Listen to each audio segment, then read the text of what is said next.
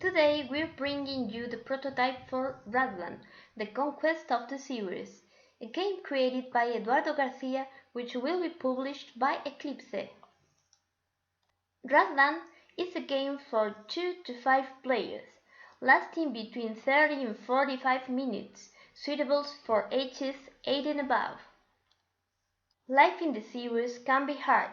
You must frantically go looking for cheese, protect your clan's sustenance, and attack rivals to increase your loot.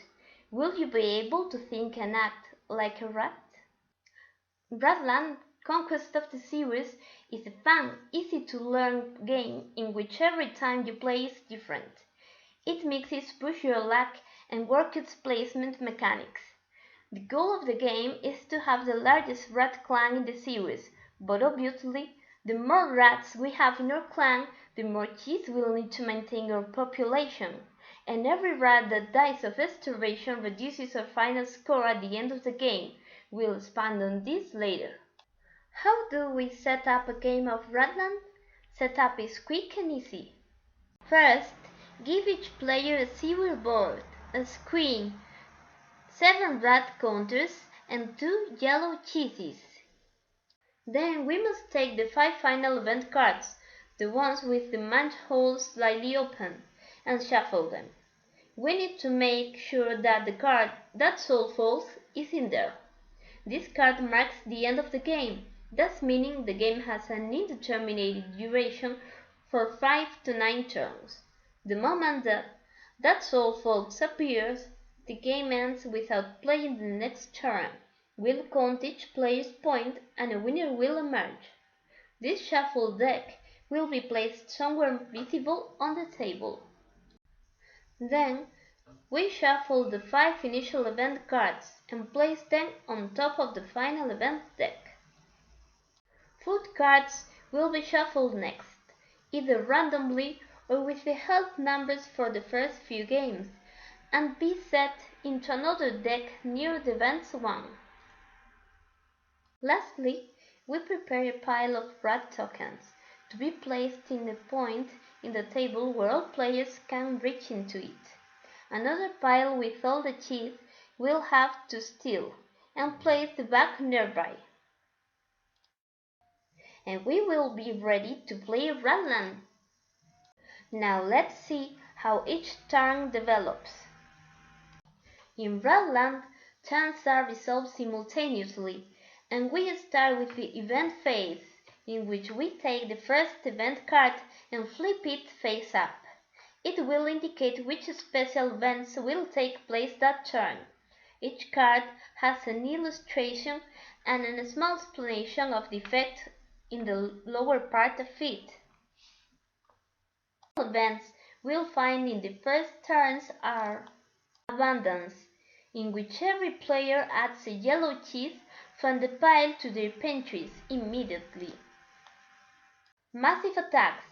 Thanks to this card, attacks to other players made that turn counts as having an extra rat in them, needing to put at least 1 rat in the attack pipes to be counted as such. Visiting Cousin. Each player adds a rat counter from the central pile, which can be deployed that turn normally. Helmeted Rat. When stealing cheese, each player can return 1 to the bag at each location and ignore its effect. Gullet. All black cheeses pulled from the bag this round count as yellow cheeses. And the 5 final event cards are Drunk. The player with most rats, including those lost and poisoned, gives 1 of his rats to the player with the least rats. Early Alarm. Each player can hide 1 of his cheeses in the breeding area. Just in Time. We'll recover our lost and poisoned rats so we can deploy them normally this turn. Holy Rat. Each player can move 1 rat from their cemetery to the common pile. That's all, folks. The game ends immediately. That turn is not played. Each player counts the number of the rats in their clans and discount the point for each rat in the cemetery. Event card, we flip face up the food card from its deck. These cards indicate the amount of cheeses of each color available to steal at each location. Next is the rat's phase, in which each player distributes their rats through the receiver boards, determining their actions for the turn. We'll have to keep our board covered with the screen, so that our rivals don't know what actions we're going to make. The available areas are 3 exits from the sewer, which allow us to steal cheese at the dumps, the city, or the field. The side pipes, used to send our rats to attack the players on our right or left to try right their pantries. The nursery, where the rats poisoned during the previous turn gets recovered. The breeding area, where we can send our rats to make more rats. The pantry, where we keep our cheeses, and where we can deploy our rats to defend against attacks. Once all the players have confirmed they have placed their rats, we take away the screens and discover actions to the other players. The attacks are resolved first. The rats placed in our right pipe will attack the player on our right. The rats in our left pipe, the player on our left. How are the attacks resolved? Easy, just calculate the difference between attacking and defending rats. If the difference favors the attacker, it will indicate the number of cheeses stolen.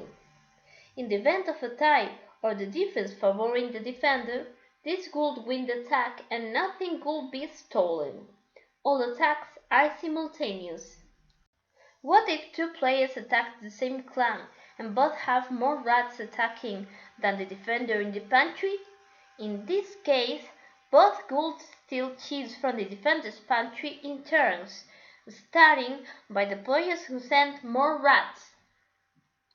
Next, we pick as many rat tokens from the main pile as rats we put in the breeding area of the board, placing them in the breeding area as well. We must add them all, provided there are no rats in the male pile. The player with the least number of breeding rats will begin, then the next, with the player with the most breeding rats being the last one.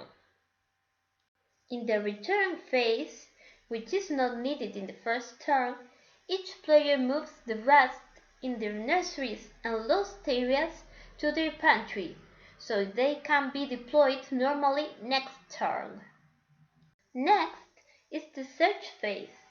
Prepare the bag for each location with the amount of cheeses of each color depicted in the food card, and each player, from least amount of rats sent to each location to the largest amount, pick up as many cheeses as rats they place to the exit pipes for each location. The preparation of the bag and the stealing of cheeses from it need to be separately made for each location, dumps, city, and field. The different colors of cheeses have the following effects. Black cheese will return a rat to the common pile. This rat doesn't count as a star one and doesn't go to the graveyard to decrease our point. Yellow cheese count as 1 in our pantry, and an orange cheese count as 2 yellow cheeses.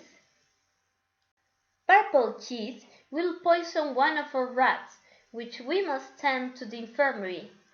It cannot be deployed next turn, but it must be fed like any other rat.